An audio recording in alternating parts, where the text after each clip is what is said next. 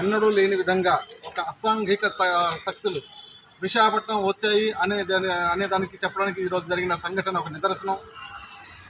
విశాఖపట్నం పెదజాలపేట వాస్తవ్యులైన జోగారావు గారు గత ఎంతో కాలంగా సమాజ సేవలో సంఘంలో ఎలా ఉండాలి పిల్లలని తీర్చిదిద్దే విధంగా తన వంతు సహాయాన్ని కృషిని చేస్తున్న వ్యక్తికి ఈరోజు దాడి జరగడం అనేది చాలా అమానుషం.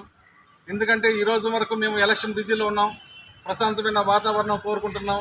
ఎక్కడ చూసినా ప్రతి ఒక్క ఎలక్షన్ విధానానికి మేము పర్మిషన్లు పెట్టి ప్రతి ఒక్క కార్యక్రమానికి పోలీసుల వారు మరియు ఎలక్షన్ కమిషన్ వారితో సహకరించుకుని మేము ముందుకు వెళ్తున్న సమయంలో ఒక రెవల్యూషనరీ పార్టీ ఒక మిలిటెంట్ విధానంలో ప్రజలు రెచ్చగొట్టి ప్రజల్ని తప్పుదోవ పట్టించి భారతదేశ ప్రభుత్వాన్ని భారతదేశ ప్రభుత్వ ఎలక్షన్ కమిషన్ని మొత్తం భారతదేశ ప్రభుత్వ వ్యవస్థనే తప్పుదోవ పట్టించే విధంగా ఒక తప్పుడు ప్రచారాన్ని చేస్తున్న వ్యక్తుల మీద అడిగినప్పుడు వాడి మీద జోగారావు గారి మీద దాడి చేసిన ఘటన విశాఖపట్నం వాతావరణాన్ని కలుషితం చేసే విధానం అయితే ఈరోజు కనబడుతుంది.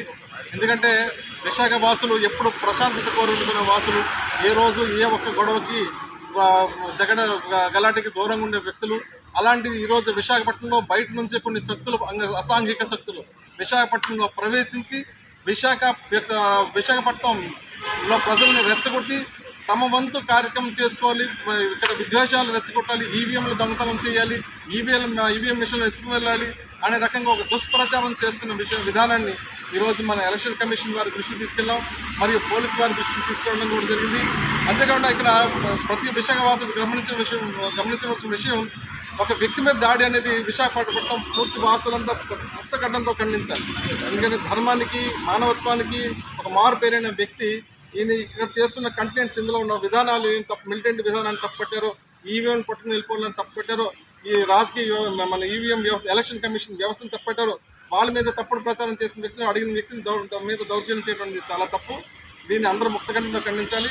ఈరోజు సాయంత్రం లోపల పోలీసు వారు కూడాను 6 నెలల లోపల దీనికి సంజాషి ఇస్తామని చెప్పారు. ఎలక్షన్ కమిషన్ కూడా కేసులు లాడ్ చేస్తామని చెప్పారు. అందువల్ల మేము మా పెద్దలతో మాట్లాడి మేము 6 నెలల సహాయం వెయిట్ చేస్తాం. ఆ తర్వాత మా యొక్క యాక్షన్ ఉంటుంది.